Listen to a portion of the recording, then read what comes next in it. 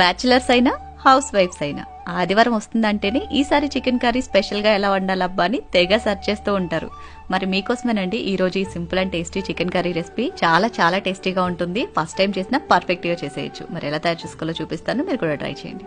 ముందుగా అయితే కడాయిలో ఒక గంట నూనె వేసుకుని ఒక కప్పు ఉల్లిపాయ ముక్కలు వేసేసి చక్కగా ఇలా ఫ్రై చేసేసుకుని చల్లారాక మిక్సీ జార్లోకి తీసుకుని నానబెట్టుకుని ఒక 10 బాదం పప్పులు కూడా వేసి ఈ విధంగా ఫైన్ గా గ్రైండ్ చేసుకోవాలి. నెక్స్ట్ శుభ్రం చేసుకున్న 1 kg చికెన్ లోకి 2 స్పూన్లు ఉప్పు, 1/2 స్పూన్ పసుపు, 1 స్పూన్ అల్లం వెల్లుల్లి పేస్ట్, 1/2 బద్ద నిమ్మరసం కూడా వేసేసి చక్కగా కలిపి ఒక 15 నిమిషాల పాటు ఫ్రిడ్జ్ లో మ్యారినేట్ చేసుకోండి. తర్వాత వేరొక కడాయిలోకి 2 గంటల నూనె వేసుకుని పచ్చిమిర్చి, కరివేపాకు, ఫైన్ గా గ్రైండ్ చేసుకున్న టమాటా పేస్ట్ ఒక 1/2 కప్పు, అలాగే ముందుగా గ్రైండ్ చేసి పెట్టుకున్న పేస్ట్ కూడా వేసేసి చక్కగా అంతా కలిపేసి రుచికి సరిపడా 1 స్పూన్ ఉప్పు, 1/2 స్పూన్ పసుపు, 3 స్పూన్ల కారం, 1 స్పూన్ అల్లం వెల్లుల్లి పేస్ట్ వేసేసి ఆయిల్ సపరేట్ అయ్యేంత వరకు కూడా ఈ విధంగా ఫ్రై చేసుకుని ముందుగా మ్యారినేట్ చేసి పెట్టుకున్న చికెన్ కూడా వేసేసి చక్కగా అంతా కూడా ఈ విధంగా కలిపేసుకోవాలి. మూత పెట్టేసి ఈ మసాలాలో ముక్కలను ఒక 50% మీడియం ఫ్లేమ్ లోనే మగ్గించుకోవాలి. తర్వాత గ్రేవీ కోసం 1 కప్పు నీళ్లు పోసేసి చక్కగా అంతా కలిపి మూత పెట్టి ఉడికించుకోవాలి. నేను చికెన్ కర్రీ ఏ స్టైల్లో వండినా అందులోకి మసాలా మాత్రం ఓన్లీ ట్రిక్ చికెన్ మసాలాని యూజ్ చేస్తాను. అంత బాగా నచ్చేసింది మసాలా నాకు. మీలో చాలా మంది అడుగుతూ ఉంటారు కదా, అక్క మసాలాలు ఏం యూజ్ చేస్తారని. నేను ఓన్లీ ట్రిక్ మసాలాలు మాత్రమే యూజ్ చేస్తానండి. వీళ్ళ దగ్గర వెజ్ అండ్ నాన్ వెజ్ అన్ని రకాల మసాలాలు అవైలబుల్ ఉంటాయి. చాలా చాలా బాగుంటాయి.